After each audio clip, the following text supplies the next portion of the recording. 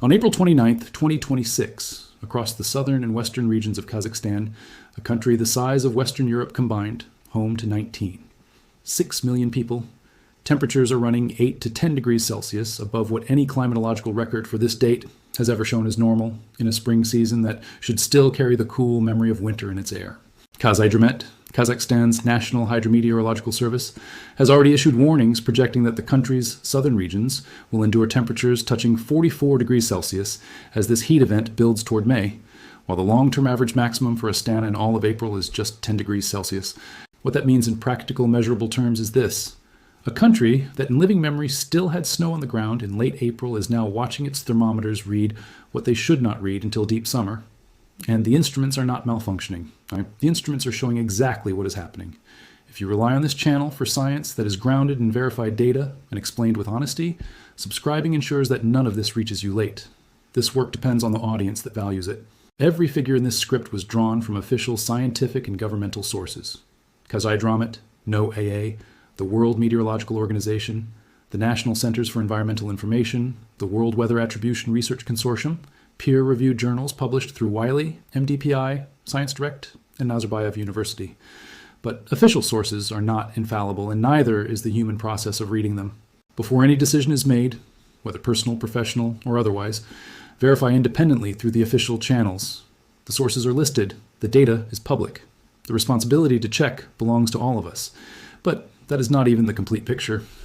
Because what is happening to Kazakhstan on April 29, 2026 is not an anomaly arriving without warning. It is the next chapter in a documented acceleration that began before most of the people living through it were born, connected to systems operating at scales that dwarf any single nation, driven by forces that do not recognize borders, and building toward conditions that the most advanced climate modeling on Earth now says will be not the exception but the new routine. The heat wave is the headline. The story beneath it has been accumulating for decades, and the data that tracks it is both precise and deeply alarming. Kazakhstan is the world's 9th largest country by landmass, a territory spanning 72 million square kilometers, stretching from the Caspian Sea in the west to the Chinese border in the east, from the Siberian plains in the north to the arid deserts bleeding into Uzbekistan in the south. It is a country of continental extremes. Astana, the capital, can fall to minus 40 degrees Celsius in January and can see 40 degrees Celsius in July. That range, 80 degrees across a single year, is not a curiosity of climate science. It is a statement about what this land does with energy. It holds nothing in moderation. What the data now shows is that the extreme end of that range is shifting. The hot end is climbing. And it is climbing at a rate that even pessimistic modeling from a decade ago did not anticipate happening this quickly. According to Kazhydromet's own annual climate monitoring bulletins, the average annual temperature across Kazakhstan has been rising at a rate of 31 degrees Celsius per decade over the period from 1976 to 2019. That number may sound modest. Do not let it sound modest. That is 31 degrees every 10 years, compounding onto a baseline year after year in a country whose climate already operates at the margins of human survivability. The warmest decade in Kazakhstan's recorded history is the decade of 2000 to 2009. It was surpassed only by the decade that followed it, 2010 to 2019, which posted an average annual temperature 95 degrees above the long-term normal. The warmest single year in Kazakh climate records was 2013, with an anomaly of 89 degrees above the long-term mean. But climate researchers at the Central Asia Climate Foundation, citing World Meteorological Organization data published in August 2025, confirmed that Kazakhstan's warming trajectory is now outpacing the global average. That this country, in the heart of the Eurasian landmass, far from any ocean that might moderate what the atmosphere is doing, is warming faster than the planet as a whole. The planet is warming. Kazakhstan is warming faster than the planet. Now here's where this account becomes genuinely significant. The March 2025 heatwave, documented in full by the World Weather Attribution Consortium, a collaboration of researchers from the Netherlands, Sweden, Denmark, the United States, and the United Kingdom, sent temperatures across southern Kazakhstan, Uzbekistan, Turkmenistan, Tajikistan, and Kyrgyzstan, soaring to more than 15 degrees Celsius above the normal average for that time of year. The study found that in Shadara, within Kazakhstan's climate zone, the minimum overnight temperature reached 3 degrees Celsius in March, a reading that constitutes the hottest March night in Kazakhstan's recorded history. The night temperature, the temperature at which the body is supposed to recover, the temperature at which livestock that cannot find water begin to die before dawn. And the World Weather Attribution researchers found, through exhaustive modeling that compared actual observed conditions against simulated pre-industrial climate states, that this type of event, temperatures running 15 degrees above normal in early spring, would have been, in their precise scientific language, essentially impossible without human-induced climate change. Not unlikely, not rare. Essentially impossible. That is a phrase scientists choose carefully. And here, they chose it. The 2025 event was bad. What the instruments showed in early April 2026, as spring temperatures in southern Kazakhstan reached 32 degrees Celsius, a reading confirmed by Kazhydromet in a release from March 30th, 2026, represents the continuation of the same trajectory without pause. A normal April high for Shymkent, the third largest city in Kazakhstan, with a population of more than 2 million people, is roughly 19 degrees Celsius. When Kazhydromet issued that forecast of temperatures reaching 32 degrees Celsius in the south during the first week of April 2026, it was describing conditions that are not spring temperatures by any historical definition of what spring has ever meant in this part of the world. It was describing conditions that belong in late June, arriving in early April, arriving while wheat should still be in its sensitive early growth phase, arriving while the glacial melt that feeds the region's rivers is calibrated to happen gradually over months, not in a single compressed pulse triggered by heat that arrived 2 months too soon. Think about what 32 degrees Celsius means in Shymkent on an April day when the average should be 19. That gap, 13 degrees, is not a number on a chart. It is the difference between a day when a farmer can work the soil and a day when the soil itself is losing moisture. It took weeks of spring rain to accumulate.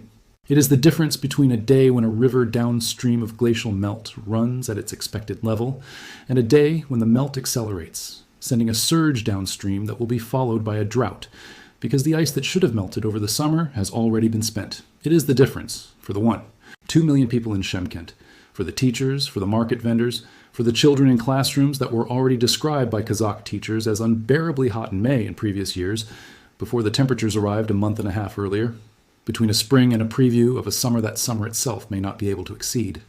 And this is not hypothetical.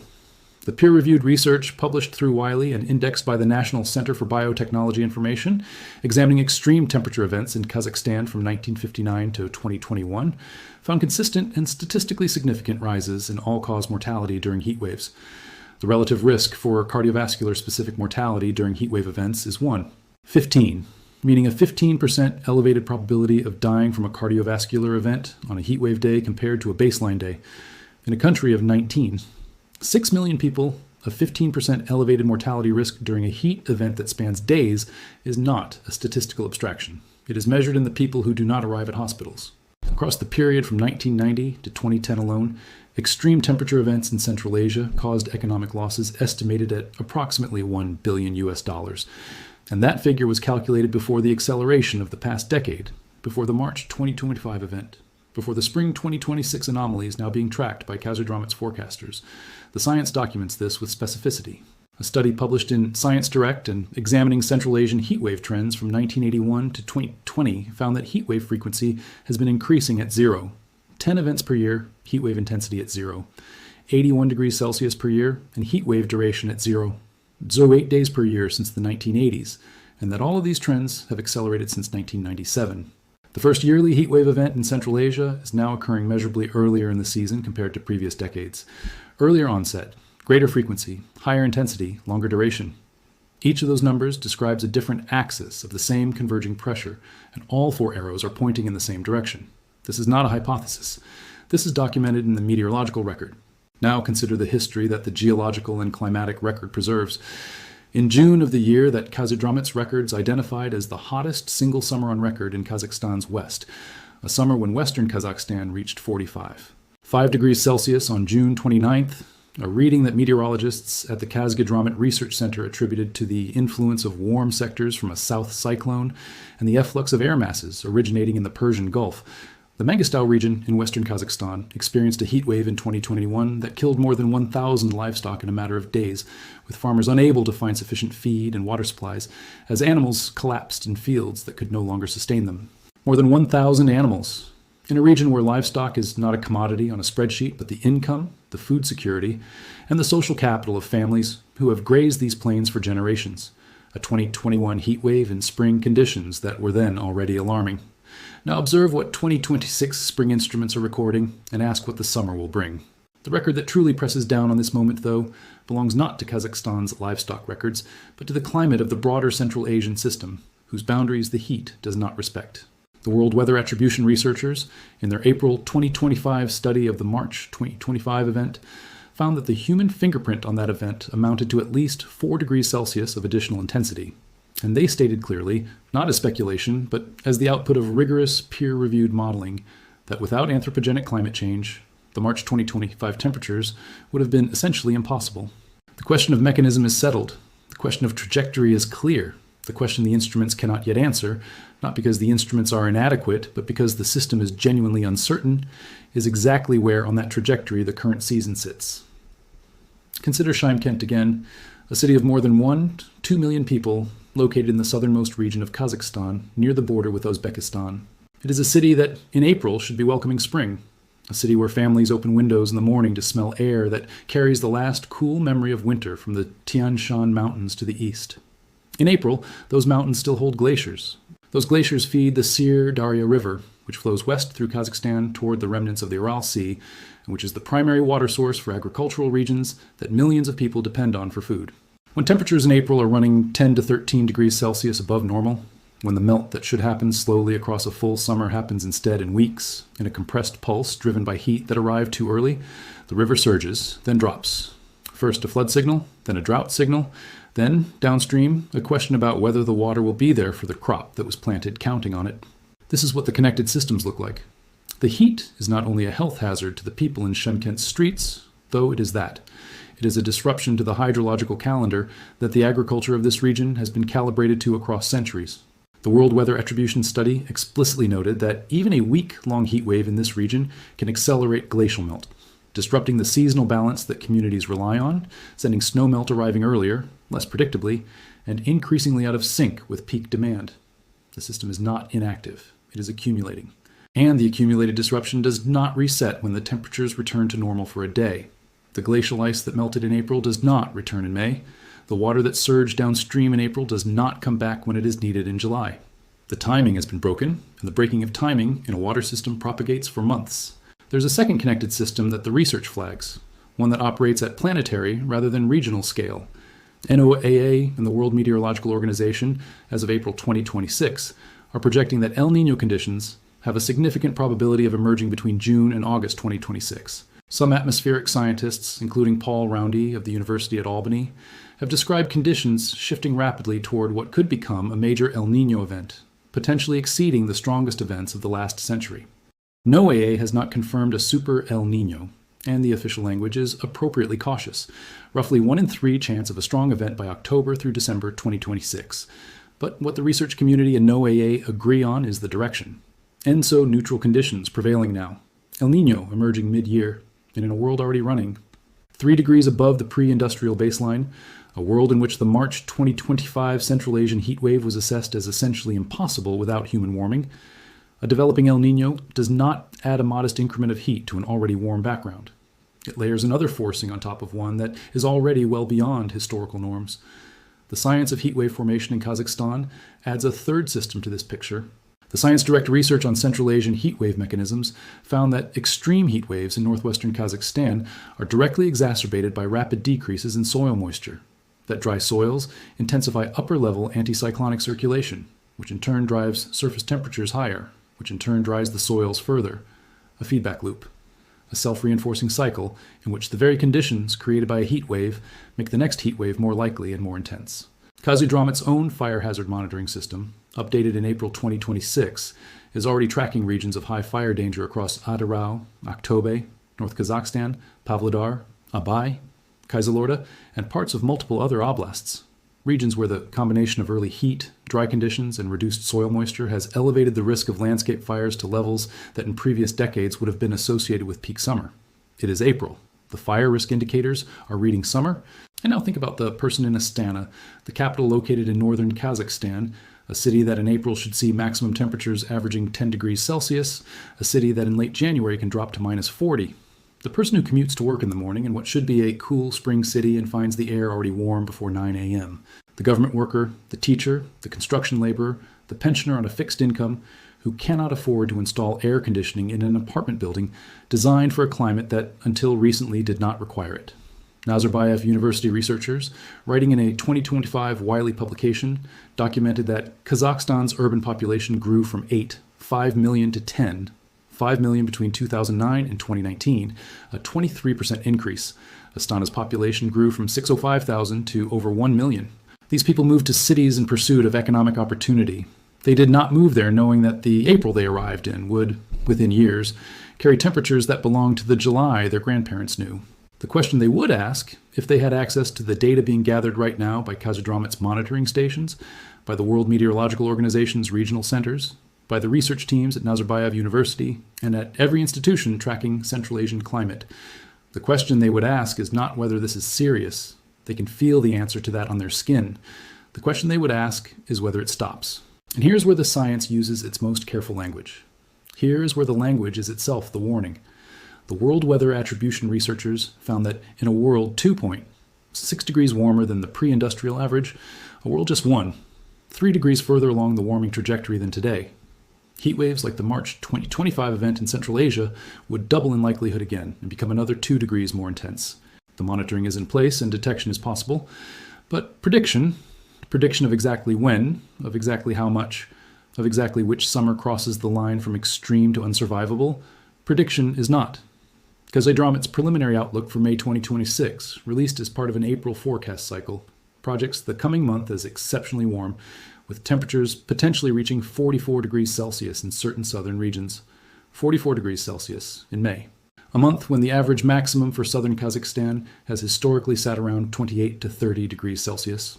That gap, 14 to 16 degrees above the expected range, if confirmed in observed measurements, would represent a deviation so far outside the historical distribution of May temperatures that climatologists would reach for language they reserve for events that define a category shift, not merely an anomaly. The monthly average, Kazhydromet states, would remain only 1 to 2 degrees above normal, because extreme peaks are brief, because the full month would include cooler days as well. But peak temperatures are where people die. Peak temperatures are when the elderly in apartments without air conditioning reach physiological limits. Peak temperatures are when the wheat, already planted and already growing on a schedule written for a different climate, encounters conditions its cellular biology was not designed to tolerate. The system is not inactive. It is accumulating, and the accumulation is not measured in days. It is measured in decades of data from 42 meteorological stations across Kazakhstan, in half-century datasets maintained by Kazhydromet, in satellite-derived soil moisture indices, in river gauge readings on the Sirdarya, in emergency services call logs during heat events, in the records of livestock lost in the Mangistau region in 2021, in the fruit crops that flowered too early in Uzbekistan during the March 2025 event, and were destroyed by the freeze that came when the heat broke. The question is not whether the system has momentum. The question is not whether it is moving. The question that the instruments cannot answer, that the best models in the world return with ranges rather than certainties, is not whether what is happening to Kazakhstan is part of a larger planetary rearrangement of where heat goes, where water goes, and how long summer lasts. On that question, the science has given its answer. The question that remains, the question that will be carried by every person in Shymkent and Astana and Aktau and the farms of the Mangistau plain into every summer that follows this one, is the question the instruments cannot yet answer in full. How much further and how fast? The average annual temperature of Kazakhstan in 1976 was the product of a climate that had been relatively stable for the preceding several thousand years. In the 50 years between 1976 and the present, the documented rate of warming has been 31 degrees Celsius per decade. And the research published as recently as 2025 confirms that rate is not slowing. The glaciers of the Tian Shan, which have been continuously present for longer than any human civilization has kept written records, are retreating. The rivers they feed are changing. The spring that the children of Shymkent know, the spring of tulips on the steppe, of cool mornings, of air that carries the Tian Shan snowmelt in its temperature, that spring is not the spring their children will inherit. The instruments already know this. The only question left is whether the people with access to the data will say so plainly enough and soon enough that the people living in the path of what is coming have enough time to prepare for a world the data is already describing with precision.